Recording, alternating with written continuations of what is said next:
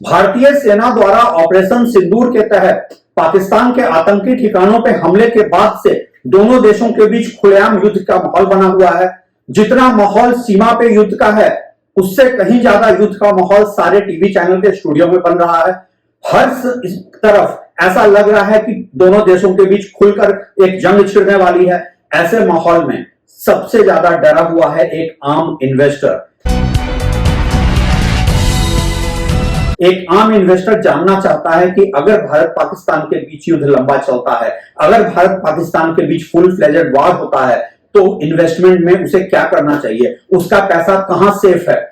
सबसे पहले लोगों के सवाल है, क्या रियल एस्टेट इस समय सही असेट क्लास है। देखिए, सबसे पहले आप ये समझ लीजिए, जब भी कोई इकोनॉमिक अनसर्टेनिटी होती है, जब भी युद्ध के हालात होते हैं या कोई भी क्राइसिस होती है, इवन कोविड जैसी क्राइसिस होती है, तो इन्वेस्टर आमतौर पे बड़े इन्वेस्टमेंट से बचता है। वो उन इन्वेस्टमेंट से बचता है जहां की उसको बहुत ज्यादा पैसा लगाना हो, और रियल एस्टेट सबसे ज्यादा कैपिटल इंटेंसिव इन्वेस्टमेंट है। दूसरी बात यह है, पिछले 4 से 6 क्वार्टर से अगर आप देखें तो पिछले 1.5-2 साल में रियल एस्टेट में जो बाइंग हुई है, वो बाइंग या तो लग्जरी हाउसिंग में हुई है या फिर कॉमर्शियल प्रॉपर्टी में हुई है।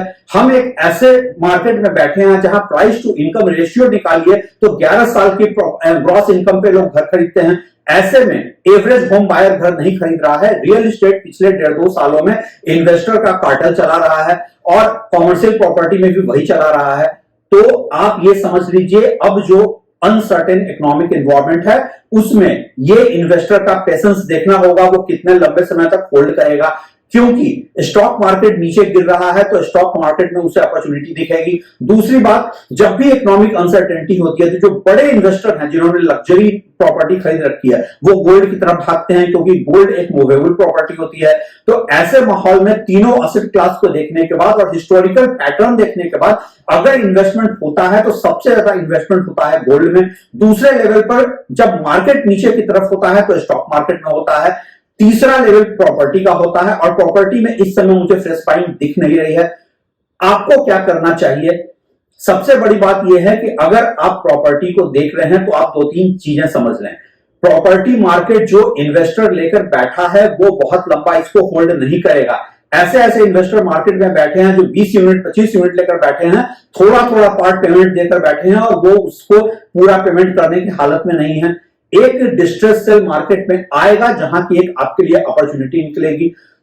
दूसरी तरफ अगर आपने इस अपॉर्चुनिटी को मिस किया या ऐसी अपॉर्चुनिटी नहीं बनी तो प्रॉपर्टी मार्केट महंगा होने जा रहा है। उसकी 2 वजह है।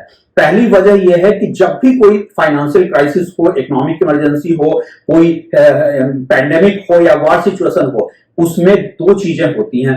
इन्फ्लेशन बढ़ जाता है, दूसरा इनपुट कॉस्ट बढ़ जाता है। जितने इनपुट कॉस्ट हैं रियल एस्टेट के, सीमेंट, स्टील वगैरह सब बढ़ जाएंगे।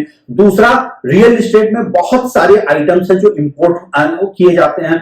फॉर एग्जांपल, पूरा का पूरा सैनिटरी वेयर चाइना से इंपोर्ट होता है, वियतनाम से इंपोर्ट होता है। तो इन सब डॉलर के मुकाबले रुपया कमजोर होता है अगर वॉर के बाद, तो इसका असर भी पड़ेगा।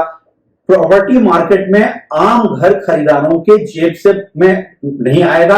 आम घर खरीदार जो पहले ही प्रॉपर्टी को मैं नहीं खरीद पा रहा था, वो फर्दर नहीं खरीद पाएगा, और इन्वेस्टर भी अब रियल एस्टेट में ज्यादा पैसा नहीं लगाएगा, क्योंकि इन्वेस्टर भी देखेगा कि पोस्ट वॉर सिचुएशन क्या रियलिटी इमर्ज करती है। एक इन्वेस्टर ये भी देखेगा कि पोस्ट वॉर सिनेरियो में क्या इंडिया का इन्वेस्टमेंट क्लाइमेट इतना स्ट्रांग रहता है कि foreign investor global capability centre वगैरह में और लॉजिस्टिक्स में, वेयर हाउसेज में पैसा डाल रहे हैं। अगर फॉरेन इनफ्लो नहीं होता है तो इन्वेस्टर भी उससे बचना, रियल एस्टेट से बचना चाहेगा। ओवरऑल अगर इन्फ्लेशन ऊपर है, डॉलर के मुकाबले रुपया कमजोर हो रहा है और फ्रेश फॉरेन इन्वेस्टमेंट नहीं आ रहा है, तो रियल एस्टेट क्राइसिस में है। आने वाले दिन बड़े चैलेंजिंग होने जा रहे हैं पूरी इकोनॉमी के लिए, क्योंकि रियल एस्टेट अर्थव्यवस्था से अलग नहीं चलता है। हालांकि रियल एस्टेट ने एक अपना पीआर स्टंट भी किया है। उन्होंने प्रधानमंत्री को एक लेटर लिखा है कि वो लॉजिस्टिक सपोर्ट देना चाहते हैं गवर्नमेंट ऑफ इंडिया को इस वॉर टाइम में। क्रेडाई की कमिटमेंट पे मेरी तरफ से मुंह बंद है, मैं उस पर कोई कमेंट नहीं करूंगा। उस लेटर में कितना सीरियसनेस है इस पर मैं कोई बात नहीं करूंगा। ऐसे में आम इन घर खरीदारों की जेब से रियल एस्टेट जो पहले ही बाहर हो चुका था, अब वो प्रॉपर्टी मार्केट नहीं खरीद पाएगा। लेकिन अगर आपका बजट अलाउ करता है, अगर आपका बजट अभी भी अलाउ करता है कि आप घर खरीद सकते हैं, तो आपको इस समय बिल्कुल ही पेशेंस के साथ वेट एंड वॉच वाली सिचुएशन में रहना है, क्योंकि इन्वेस्टर्स का होल्डिंग का पेशेंस लूज होगा। एक स्टेज बहुत जल्दी आएगा, वो स्टेज 3 महीने में आए या 6 महीने में आए, जब इन्वेस्टर्स अपना इन्वेंट्री जो उनके पास है उसको ऑफलोड करना चाहेंगे। बहुत सारे डिस्ट्रेस डील आपको मार्केट में मिलेंगे। तो सबसे बड़ी बात यह है कि अगर आप ये सोचते हैं कि पोस्ट वार सिनेरियो घर महंगे नहीं होंगे, ऐसा नहीं है, घर बहुत महंगे होंगे, लेकिन उसमें ही आपको डिस्ट्रेस सेल में अपॉर्चुनिटी भी मिलेगी। यही अपॉर्चुनिटी है जो आप कैश कर सकते हैं। जहां तक इन्वेस्टमेंट की बात है, इस समय सारे इन्वेस्टर रियल एस्टेट में अपना फ्रेश एंट्री रोक देंगे। गोल्ड और स्टॉक मार्केट सबसे पहले रिवाइव करेगा पोस्ट वॉर सिनेरियो में। और आप हमेशा ये ध्यान रखें कि आपको किसी भी अगर आपको कोई भी ये समझाता है कि पोस्ट वॉर सिनेरियो में घर महंगे हो जाएंगे इसलिए अभी खरीद लो, आपको उसकी बात नहीं सुननी है, क्योंकि ये वो इन्वेस्टर हैं जो डिस्ट्रेस में हैं, और जितना इनका टाइम बीतता जाएगा उतना ही इनका पेशेंस कम होता जाएगा, उतना ही आपकी बार्गेनिंग पावर बढ़ जाएगी। इंतजार कीजिए, मार्केट में आपको कुछ बहुत अच्छे डिस्ट्रेस डील्स मिलने वाले हैं। बिजनेस की बात तो सब करते हैं, लेकिन क्या मीडिया का रोल महज कंपनीज के प्रॉफिट और लॉस अकाउंट का हिसाब रखना रह गया है?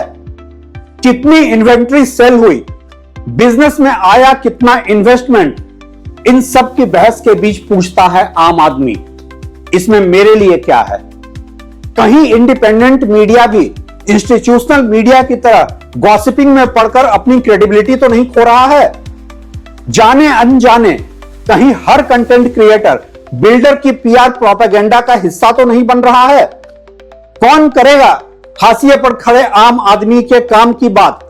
सब्सक्राइब कीजिए track to reality YouTube channel, यहां होती है आपके मतलब की बात।